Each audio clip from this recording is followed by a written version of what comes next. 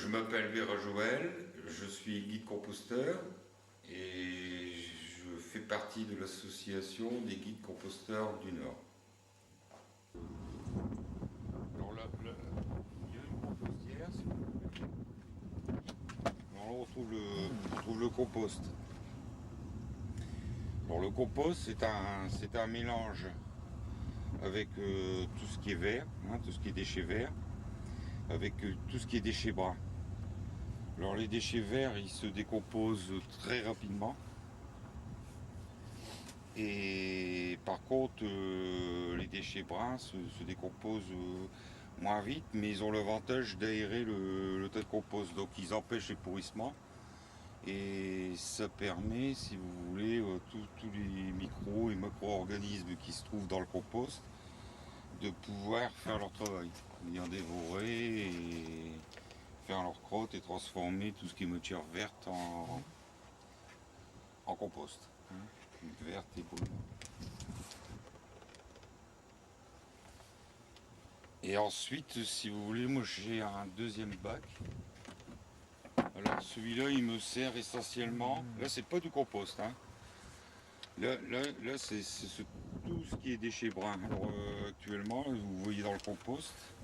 Ce que vous voyez dans le compost, ce sont des feuilles que j'ai ramassées, qui viennent de mes arbres, que j'ai stockées, que j'ai mouillées énormément pendant toute cette période d'hiver. Parce que comme ça, les déchets bruns ont du mal à se décomposer, donc il faut énormément les mouiller. Alors quand ils arrivent dans le tas de compost, pour être mélangés avec tout ce qui est déchets de cuisine et déchets de jardin, c'est déjà bien mouillé, donc ça se décompose beaucoup mieux pour tout ce qui est organisme du compost. Vous voyez la chaleur, c'est en pleine fermentation. Ce phénomène dure quelques jours. Il dure quelques jours et puis si vous voulez, ensuite la température elle baisse et là les micro-organismes ils commencent à manger. Ça accélère le compostage, mais l'inconvénient c'est que ça pourrit vite et si ça pourrit, ça dégage des odeurs nauséabondes, de gaz, enfin de pourri, comme on dit. Et puis disons que les micro-organismes peuvent mourir parce que eux, il leur faut de l'oxygène, parce que c'est eux que, en somme, les micros, les macros et les vers de terre qui font tout le travail. On les voit pas, mais ils font le travail. Alors ici, c'est. Vous voyez, ça en général, je le fais une fois par an. Il y en a beaucoup qui le font en automne, parce que l'automne les feuilles tombent, il y a les dernières tontes, il n'y a pratiquement plus rien à mettre à part les épluchures de cuisine. Donc les gens ils le font en automne. Moi je n'ai pas pu le faire parce que les feuilles cette année sont tombées plus tard donc j'ai fini de tondre, alors je l'ai fait au printemps.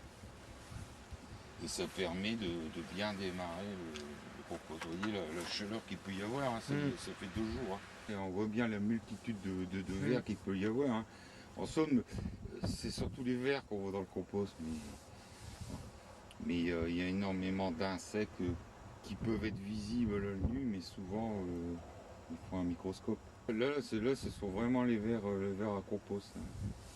Et chaque ver, il mange la moitié de son poids.